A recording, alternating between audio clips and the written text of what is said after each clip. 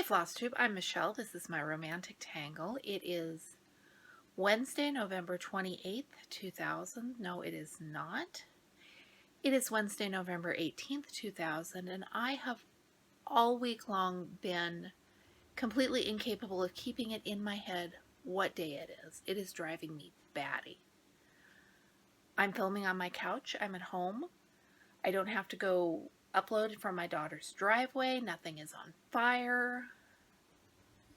You would think that would all be good stuff and I could calm down, but no, the state of Oregon is back in a freeze for who knows how long, and 2020 just never ends. But I've got to finish. It is the tiniest little finish. This is Spooky Hollow. It is by Ghost Rocket Studios. I bought it on Etsy. I completely and totally did not use any of the called for DMC. I used what I think is CXC from a thrift store find that I made a while back because all of the good embroidery floss was still at my mom's house when I started this because fires and evacuations. And apparently as of today I'm getting calls from the FBI saying they're coming to arrest me. That's a new one. It's my social security number, you know, which I've been getting calls about for years, but this is the first week the FBI was involved. I finished my tin roof socks. These are from the Hobby Lobby clearance yarn, and because it's knitting up the Hobby Lobby clearance yarn, they've got a video all their own. I'll put a link in the description below if you want to watch that. They're worsted weight acrylic socks. They're toe up. If you know how to knit socks, there's nothing to see here. But they're warm and they're cozy, and they are the snuggliest acrylic yarn socks in the history of ever, which I think it's just my mood, but they're going to keep my toes warm while I'm stitching late at night. And at this point, I will take anything I can be happy about. I am still stitching away on the toffee socks. Got the second one about halfway up the foot, which I'm not loving the size 2 fingering weight right now, and there's no reason for that. There is nothing to keep me from loving it. It's just my fingers.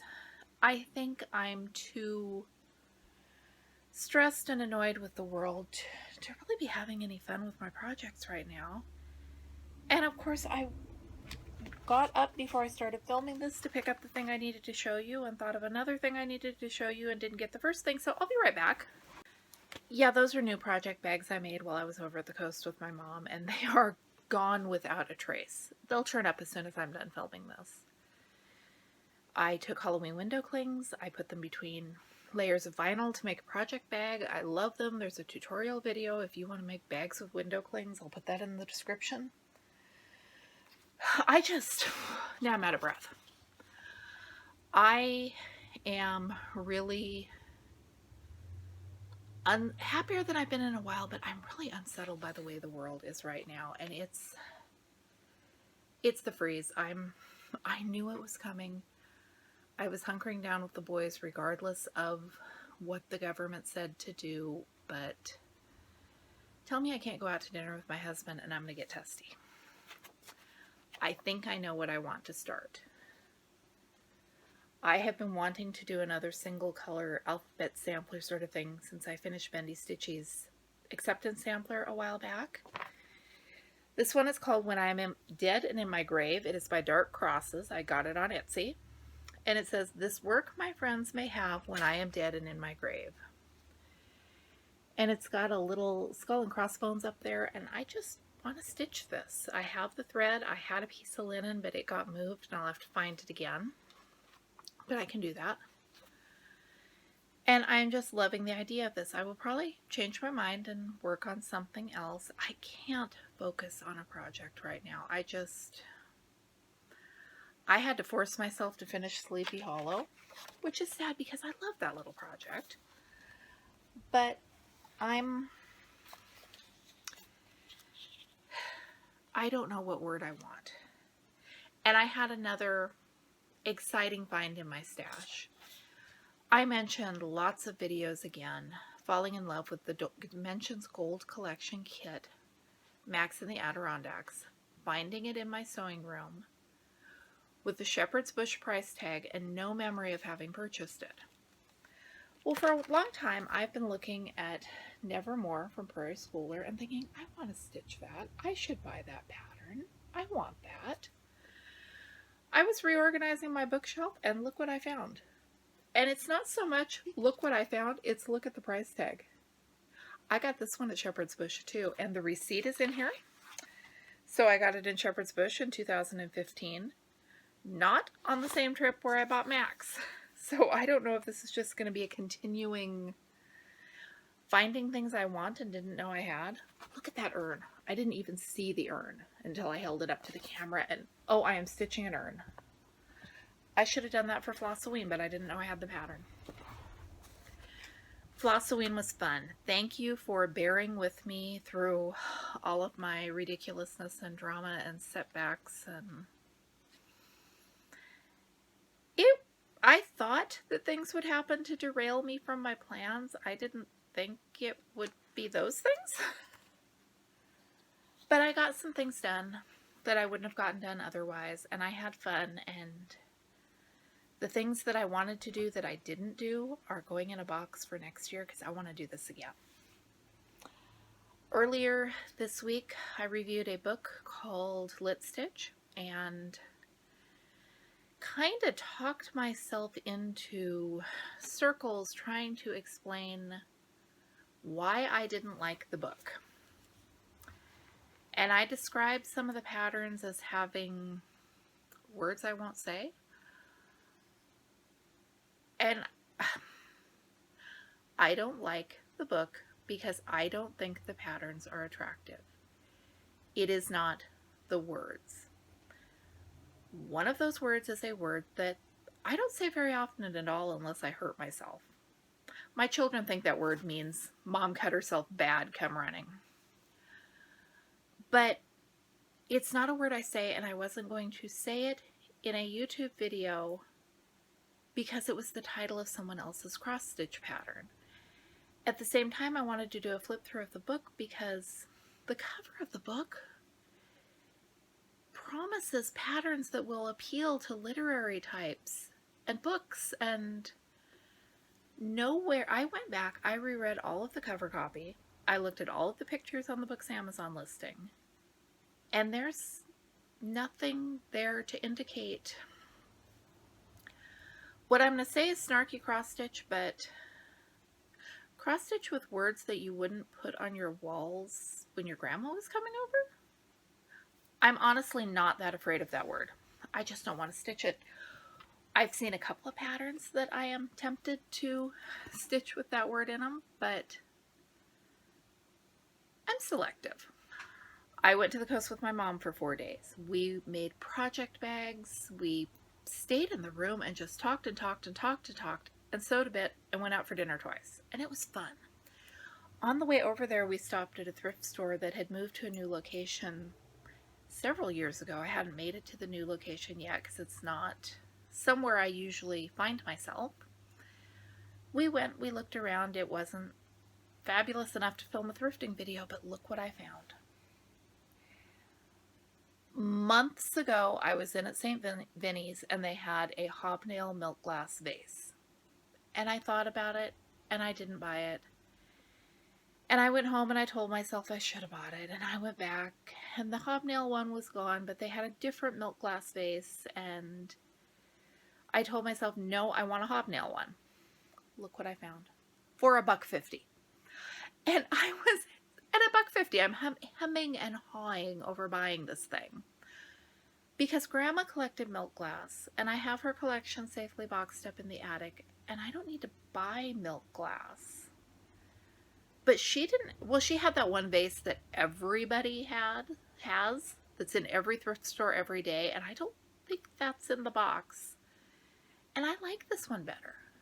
So I have one now. This is my second piece of milk glass, and it makes me smile. My mom, when I was hemming and hawing, asked if I used vases. I don't use vases, but I also don't own any vases, so when something is blooming in the yard and my husband or one of the boys brings flowers in for me. They're in a drinking glass or a mason jar. I have a vase. When things start blooming, I can put a thing in my vase. My daughter has gorgeous rose bushes in her yard of her new house. Maybe she'll let me put a rose in my vase. That would be fun. And also, if you remember months ago, I had been driving by a thrift shop. It's close to home, but it keeps odd hours, and I'm never on that one-way road on a day when I have time to stop. And there is also a parking spot in front of the store. So I don't go in there very often. For months, they had a painting that they would put out on the sidewalk in sunny weather with a bunch of other stuff. And it leaned up against the building, and I saw this thing from 2 lanes away. It was a still life, and it had a mason jar. And it was a couple of weeks before I got to go into the store and see if they still had it, and they still had it. And I was driving by, I think it was a couple of weeks ago, saw that they had a sign going out of business, everything 50% off, and I was bummed because it's a neat store. I went in to see if they had the painting. Now, last time I looked at the painting, it was $10. This trip, it was for $15, but half off. So I don't know. It didn't have a tag on it. I don't know if the old gal who runs the place was inflating her prices for her sale, or if she had genuinely forgotten. I offered her $5. She said yes, and look what lives with me now. And guys, I gotta tell you, I knew there was a mason jar. I knew there was a drapery behind the mason jar. I didn't know there were flowers in an apple peeler, because what I've been picturing in my head for months and months was not quite this. And now that I have it, I've got they're the things that haunt you because you didn't buy them. I could have lived my life without this, but I like it. I've got mixed feelings about it, like I said, and I'm not feeling bad about buying it, because I could have gone out for lunch that same day and got a hamburger and spent the money I would have spent on the painting. So what do? It does have a name on the back, but all it is Daisy, so that really doesn't tell me anything. It was painted May 15th, 1971. Let me know, have you seen this design somewhere else? Because I would love to know if this is something that Daisy imagined. Is this barn out somewhere in the fields in the area? I mean, it looks like every other barn with a silo, so I could find a barn that looked like it. I'm just curious, and I Googled still life acrylic paintings with mason jars vintage and found all sorts of gorgeous mason jar paintings, none of which have apples and look anything like mine. I also found a really gorgeous over-the-top still life with fruit and everything at another thrift store for $3, and I didn't take a picture and I didn't buy it because it's big and I don't have the wall space, and if I'm going to hang things on my walls, it's going to be things I made, and now I kind of wish that I got it because I thought of what I could take down to make room for it for a while. The joys of thrifting. And I think that is where I am at right now. I'm Michelle. This is my romantic tangle. Thank you so much for watching. I will be back with you with more videos soon.